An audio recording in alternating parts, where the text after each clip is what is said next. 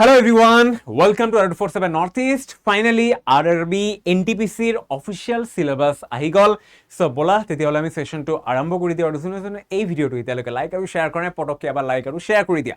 Alright, so পোন প্ৰথমতে আমি RRB NTPC ৰ CBT 1 পৰীক্ষা যোনটো হ'ব তাৰে বাবে আমি সিলেবাসটো চাম, তাৰ পিছত আমি CBT 2 ৰ সিলেবাসটো চাম। ঠিক আছে, সো ইয়াত দিয়া আছে বাৰু RRB NTPC first stage computer based test exam duration মুঠ সময় কিমান হ'ব 90 মিনিট, 1.5 ঘণ্টা হ'ব তোমালোকৰ পৰীক্ষা।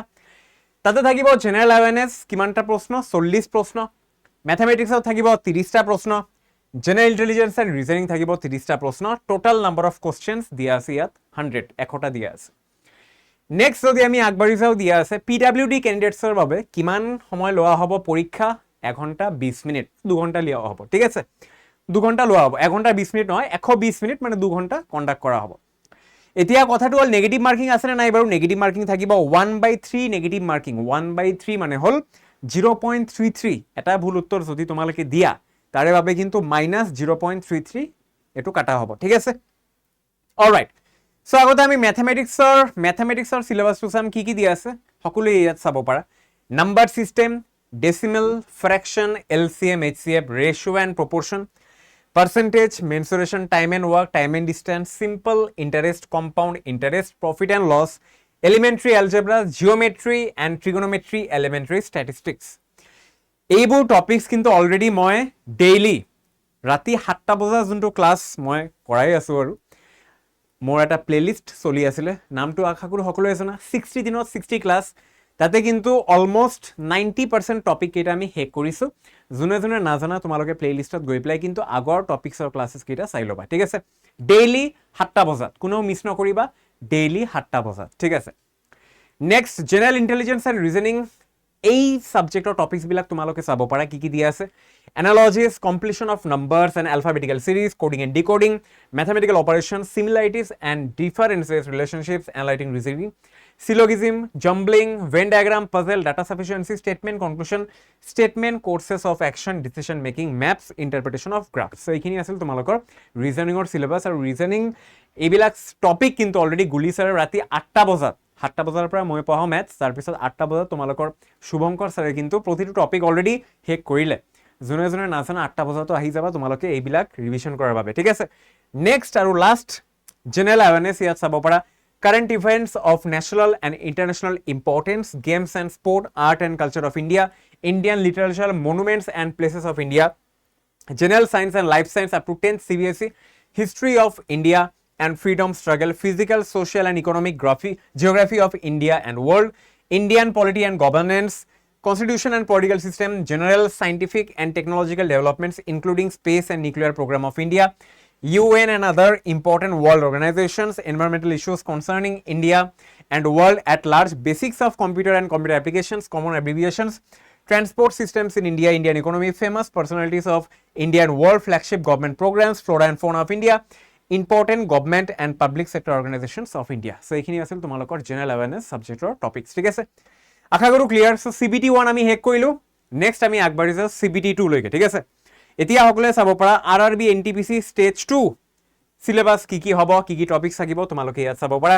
চ' প্ৰথমতে ইয়াত দিয়া আছে বাৰু এই পৰীক্ষাটো হ'ব 120 মিনিট, PWDৰ কাৰণে ইয়াত দিয়া আছে 120 মিনিট। ঠিক আছে, নৰ্মালি কিমান হ'ব তোমালোকে ইয়াত চাব পাৰা। জেনাৰেল অ্যাৱাৰনেছ 50 কোশ্চেন, তাৰপিছত মেথমেটিক্সৰ 35টা প্ৰশ্ন, জেনাৰেল ইন্টেলিজেন্স আৰু ৰিজনিঙৰ 35টা প্ৰশ্ন।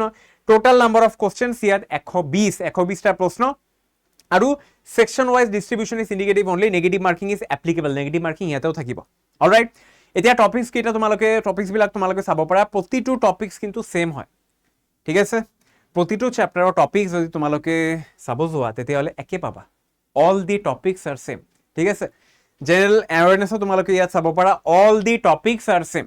অলৰাইট, সো এটা কথা ক্লিয়াৰ, যদি NTPC পৰীক্ষাৰ বাবে তোমালোকে প্ৰস্তুতি আৰম্ভ কৰা তেতিয়াহ'লে মূৰত এটা বস্তু সোমাই ৰাখিব লাগিব, যদি সিলেকশ্যন বা সিলেক্টেড হ'ব বিচাৰিছা তেতিয়াহ'লে এনেকুৱা নহয় যে CBT 1ৰ বাবে আগত পঢ়িম তাৰপিছত লাহে লাহে CBT 2 আগবাঢ়ি যাম। এনেকুৱা কৰিলে ভুল, ডাইৰেক্টলি CBT 2ৰ পৰা প্ৰিপাৰেশ্যনটো ষ্টাৰ্ট কৰিব লাগিব।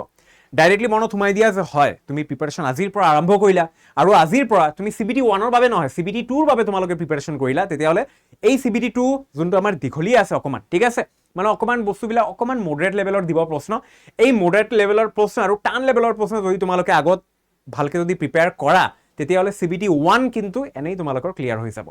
এই বস্তুটো তোমালোকৰ মূৰত সোমাই থাকিব লাগিব, ঠিক আছে।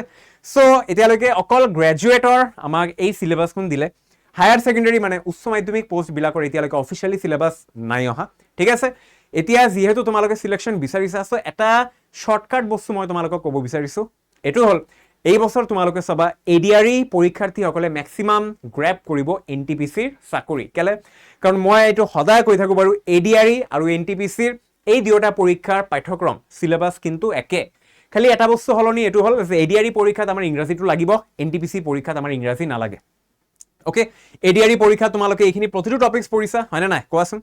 মেথামেটিক্স প্ৰেক্টিছ কৰিছা প্ৰতিটো টপিক, ৰিজনিং প্ৰেক্টিছ কৰিছা প্ৰতিটো টপিক, জেনেৰেল এৱাৰনেছ তোমালোকে প্ৰেক্টিছ কৰিছা প্ৰতিটো টপিক, তেতিয়াহ'লে NTPCৰ কাৰণে তোমালোকে কিয় মানে আগবাঢ়ি যোৱা নাই? নিশ্চয় তোমালোকে এতিয়া আগবাঢ়ি যাব লাগিব, আগবাঢ়ি আহিব লাগিব NTPCৰ বাবে, ভালকৈ প্ৰিপেয়াৰ কৰিব লাগিব, কাৰণ ADRE শেষ, ADRE অলমষ্ট শেষ, এতিয়া তোমালোকৰ NTPCৰ বাবে প্ৰিপেৰেশ্যন কৰিব লাগিব। আৰু তোমালোকৰ শ্বৰ্ট আৰু ষ্ট্ৰং প্ৰিপেৰেশ্যনৰ বাবে কিন্তু আমি এটা কমপ্লিট বেটচ আৰম্ভ কৰিছোঁ। এই কমপ্লিট বেটচটোত তোমালোকে বেচিকৰ পৰা আৰম্ভ কৰি এডভান্সলৈকে তোমালোকে প্ৰতিটো ছাবজেক্টৰ chapter wise chapter, topic wise topic, concept wise concept তোমালোকক বুজাই দিয়া হ'ব। কেনেকুৱা তোমালোকে ইয়াত এডমিশ্যন ল'ব পাৰিবা চোৱা। চ' আগতে তোমালোকৰ আড্ডা 247 ক্লিক কৰিব লাগিব। আড্ডা 247 আমাৰ ইয়াতে আহিল, অল কোৰ্চ আমি ইয়াত গ'লোঁ। তাৰপিছত তুমি চাবা এইপিনে তুমি এটা অপশ্যন চাবা বাৰু, ষ্টেট এক্সাম ওপৰত দি আছে, ষ্টেট এক্সাম স্ক্ৰল কৰা, তোমালোকে চাবা নৰ্থ ইষ্ট ষ্টেট আমাৰ ইয়াত আহি গ'ল। এতিয়া ৰেলৱে অপশ্যনটো তোমালোকে ক্লিক কৰিবা, ঠিক আছে। ৰেলৱে অপশ্যনটো ক্লিক কৰাৰ লগে লগে তোমালোকে চাবা RRB NTPC CBT 1+2 graduate plus undergraduate batch এটা ওলাই আহিলে, ঠিক আছে। এইটো যদি আমি ক্লিক কৰোঁ, কি তোমালোকক দিম বাৰু, তোমালোকে ইয়াত চাব পাৰা 162 ঘণ্টা online live with recording classes, যাতে তোমালোকে ভালকৈ ৰিভিশ্যন কৰিব পাৰা। 624টা টেষ্ট চিৰিজ দিয়া হ'ব, 343খন ই-বুকছ PDF হিচাপে তোমালোকক দি দিয়া হ'ব, ঠিক আছে। চ' এই বেচটো কোনে কোনে পঢ়াব তোমালোকে ইয়াত চাব পাৰা বাৰু।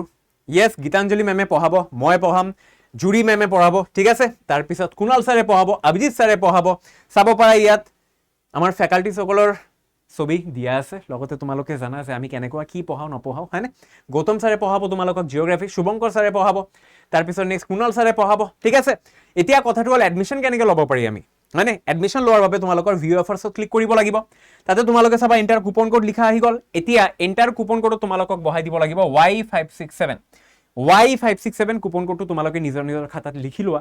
Y567 কুপন কোড যদি তোমালোকে ইয়াতে বহাই দিয়া, তাৰপিছত যদি এপ্লাই ক্লিক কৰা, তোমালোকে চাবা মেক্সিমাম ডিছকাউণ্ট তোমালোকে পাই আছা, আৰু মাত্ৰ 1268 টকা দি তোমালোকে এই বেচটোত এডমিশ্যন ল'ব পাৰিবা, আৰু তাতে থাকিব এবছৰৰ বাবে ভেলিডিটি, ঠিক আছে।